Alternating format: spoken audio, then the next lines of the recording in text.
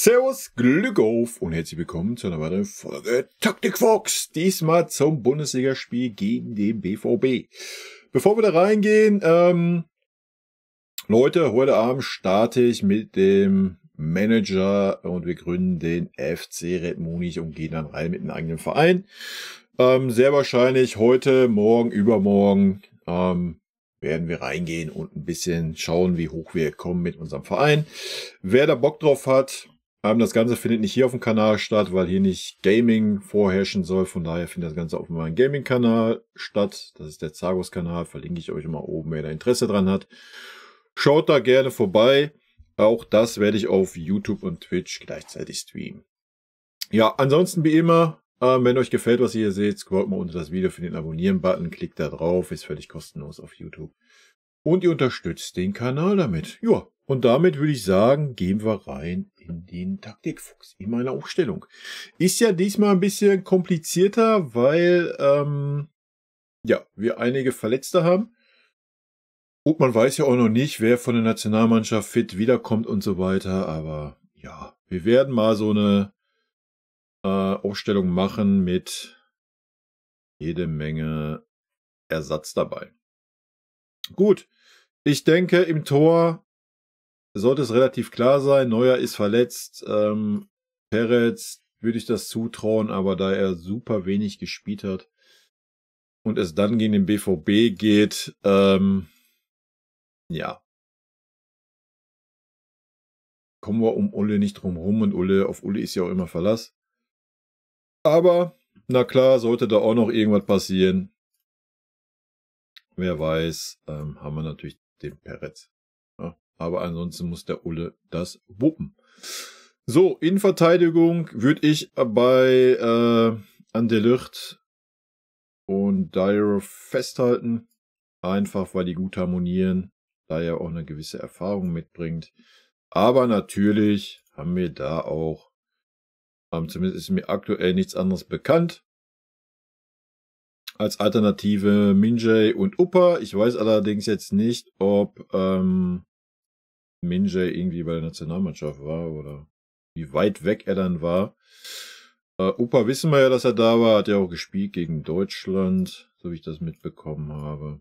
Ja, das sind unsere Alternativen, wenn da irgendwas passieren sollte. So, rechte Seite, ja, klar, Kimmich. Für mich. Ja, da gibt es gar nichts drum rum zu rütteln. Ansonsten, ich weiß nicht, wie weit Boe schon ist. Wäre natürlich ansonsten eine Alternative. Ne? Linke Seite, Guerrero ist verletzt. Ja, also von daher ist da keinerlei Spielraum. Kommt also ein Fonzie Davis rein. Weil einen weiteren Linksverteidiger haben wir ja noch nicht mal mehr. Weil man ja einen Kretzig weggegeben hat. Also ist das schon mal alternativlos. Gut, defensives Mittelfeld. Auch da ist es natürlich wild, weil wir wissen noch nicht, was mit Pavlovic ist. Er hat eine Mandelentzündung gehabt, deswegen musste er die Nationalmannschaft absagen. Wenn er fit ist, wenn er wirklich fit ist, ja, wenn er jetzt die ganze Zeit nicht trainieren konnte und so weiter, wird er sehr wahrscheinlich nicht spielfit sein. Dann sollte man sich das schenken. Da wird man den Jungen keinen Gefallen tun. Von daher würden wir hier gleich direkt den Conny Leimer mit eintragen. Na, als Alternative. Ansonsten kann man natürlich auch mit dem Leimer starten, anstatt ein Goretzka. Ich weiß nicht, ob der Leimer bei irgendwelchen Dingen spielen war, gehe ich von aus. Ein Goretzka nicht. Ein Goretzka sollte ein bisschen fitter sein.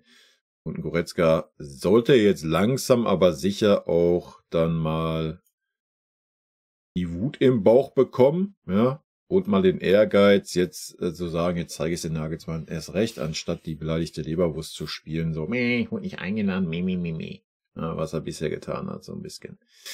Von daher, ja, Goretzka für mich würde anfangen, selbst wenn Pavlo fit ist, würde ich Pavlo und Goretzka anfangen lassen und Leimer dann als Alternative. Gut, vorne ist die Frage, wie steht's um Harry Kane? Auch hier, wenn er 100% fit ist, wovon ich persönlich nicht ausgehe, von daher machen wir das, glaube ich, mal andersrum. kommt für mich auf jeden Fall als erste Alternative der Tell auf die 9, auf die klare 9. Ja. Nichtsdestotrotz sollte ein Kane richtig fit sein, wirklich richtig fit. Klar wird er beginnen, aber ich persönlich würde da kein Risiko eingehen, wenn wir in 10 Tagen gegen Arsenal spielen. Ja. Klar, wenn er 100% fit ist, alles gut. Kann ich mir nicht vorstellen, was man bisher gehört hat, wird es wieder Arsch auf knapp und so weiter. Dann weiß ich nicht, ob man das riskieren muss. Dann kann man gerne erstmal einen Kane draußen lassen und wenn es wirklich hart auf hart gehen sollte, kannst du ihn noch eine halbe Stunde bringen oder sowas. Ansonsten würde ich einen Tell bringen. Dem traue ich das voll zu. Der hat auch ein bisschen Selbstvertrauen gesammelt bei der U21, auch wenn es nur Elfmeter waren, die er reingemacht hat. Die hat er aber reingemacht. Ja, das wäre mein Move. Ich würde es nicht riskieren. Am Ende des Tages geht es in dem Spiel für uns um nichts. Ja, muss man mal ganz klar sagen. Ja. Natürlich um Prestige, gar keine Frage. Gegen Dortmund zu verlieren wäre eine Katastrophe. Das müssen wir aber auch nicht an Harry Kane festmachen. Ja, da müssen wir andere vorne in die Bresche springen. Und gut ist. Ja. Von daher, ja, für mich wäre Kane nur Ersatz. Es sei denn, er wäre wirklich 100% fit, wovon ich persönlich nicht ausgehe. Aber wir werden sehen. Gut, dann wird's natürlich wild. Jetzt haben wir natürlich, gut, Musiala ist gesetzt. Ja, da brauchen wir uns nichts vormachen. Hat ja auch gute Spiele bei der Nationalmannschaft gemacht. Mittlerweile hat er sich ja auch auf dieser halblinken Position sehr gut eingefunden, sehr gut zurechtgefunden, wird ja immer stärker da. Von daher, ja, ist er für mich da auch gesetzt. Ja. Als nächstes haben wir natürlich die rechte Seite. Wir werden sehr wahrscheinlich einen Sané sehen. Bei mir werden wir den Sané nicht sehen. Also nicht in der Startelf. Ja, ja, da wir nur mit einer Spitze spielen, fangen wir erstmal mit Müller an. Ich würde Müller, ja, die Variable 10 setzen. Ja, also da muss man mal gucken.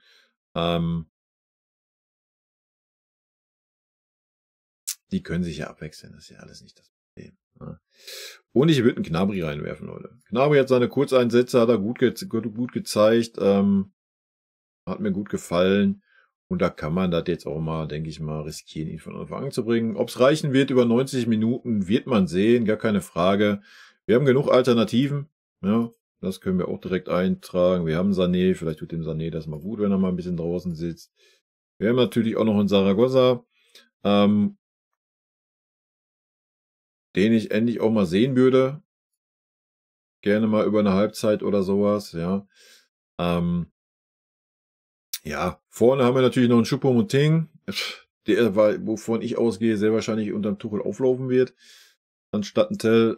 Vielleicht hat Tell das Glück und darf als Außen auflaufen. Wir werden es sehen. Ich weiß gar nicht, wie es mit dem Koman ausschaut. War ja auch schon wieder im Training. Ansonsten ist natürlich Kingsley auch nochmal eine Option hier, gar keine Frage. Ja, ich nehme ihn einfach mal hier mittig rein. Weil ich denke, die 3 Spieler können sowieso super variabel sein. Ja, man muss da nicht immer festgefahren auf einer Posi rennen. Für mich ist wichtig, dass wenn Tell spielt, ein Tell auch wirklich vorne drin ist und einen Stürmer macht. Ja, wir brauchen eine Strafraumbesetzung vorne und wir brauchen einen klaren Stürmer auf dem Feld. Aber ansonsten haben wir natürlich super viel Schnelligkeit auch vorne auf dem Platz dann und Müller, der einen super Ball spielen kann, ja. Pavlovic, der die Spieler einsetzen kann. Ja, ich hätte jetzt noch nicht immer als groß Bammel, selbst wenn Harry Kane, wie gesagt, jetzt nicht in der Startelf stehen würde. Die Spieler, die da sind, ja, das sollte auch mal ohne einen Harry Kane gehen. Ja. Natürlich wäre er ein Verlust, gar keine Frage, da wollen wir nicht rumreden. Aber nochmal, ich persönlich würde da kein Risiko eingehen für das Spiel gegen Arsenal. Ja, für Dortmund geht es natürlich noch um richtig was, um den 4. Platz, um die Champions League-Qualifikation, wobei vielleicht sogar der 5. reicht nächste Saison, das wird man sehen. Aber auch die spielen 10 Tage oder 11 Tage später gegen Atletico Madrid. Ja, ob man jetzt so weit schon weiterdenkt, weiß ich nicht, aber wenn die irgendwelche halb angeschlagenen Spieler haben, wird man da wahrscheinlich auch ein bisschen Rücksicht nehmen, könnte ich mir vorstellen. Aber da weiß ich nicht, wie die Situation ist. Ansonsten von allen anderen erwarte ich 110%. Das ist gegen Dortmund, Punkt. Feierabend. Ja. Solange die Spieler fit sind, zu 100% fit sind, nur dann sollten sie auf dem Feld stehen und dann sollten sie 110% geben. Feierabend. Ne? Wenn ein Spieler nicht richtig fit ist, hat er nicht auf dem Feld zu stehen. Punkt. Ganz einfache Kiste. Ja, wir werden natürlich sehen, wer wie von der Nationalmannschaft noch wiederkommt, wer vielleicht noch ein Wehwehchen hat oder sonst was. Das kann ich gerade nicht wirklich vorhersehen. Von daher habe ich die ganzen Alternativen mit aufgenommen, die wir haben. Ja. Wie wir sehen, vorne haben wir auf jeden Fall ein bisschen Alternativen. Auch hinten haben wir mittlerweile ein paar Alternativen. Davis ist natürlich jetzt so ein bisschen alternativlos, weil, wie ich schon sagte, Guerrero natürlich weg ist, verletzt ist und natürlich fehlt dir dadurch auch noch mal eine Option im zentralen Mittelfeld. Ja, wobei man da zur Not auch einen Kimmich hinziehen kann Boe dann auf der rechten Verteidigerposition, wenn er fit sein sollte und so weiter und so fort. Ihr kennt ja die Spielchen, ne? Das wäre meine Aufstellung gegen Dortmund. Haut mir gerne in die Kommentare eure Aufstellung rein, wenn ihr Bock habt. Gerne euren Tipp. Mein Tipp, mein Bauchgefühl. Mein Bauchgefühl sagt mir eigentlich, es wird eine Unentschieden, aber da wir gegen Dortmund immer irgendwie besser performen, die Dortmunder immer irgendwie die Hosen voll haben gegen uns, sage ich 3:1. Ob so kommen wird oder nicht, wie gesagt, für mich ist das Ergebnis erstmal zweitrangig. Für mich ist wichtig, dass ich sehe, dass die Spieler wollen. Ja, es ist der deutsche Klassiko, wie man so schön sagt, und da hat jeder Spieler zu brennen. Und deswegen nochmal, muss jeder Spieler, der auf dem Feld steht, auch absolut fit sein. Ja. Gut, Leute, rot-weiße Grüße gehen raus. Das wäre meine Aufstellung. Wie immer, haut mir gerne in die Kommentare, was ihr so denkt. In diesem Sinne, tschüssi.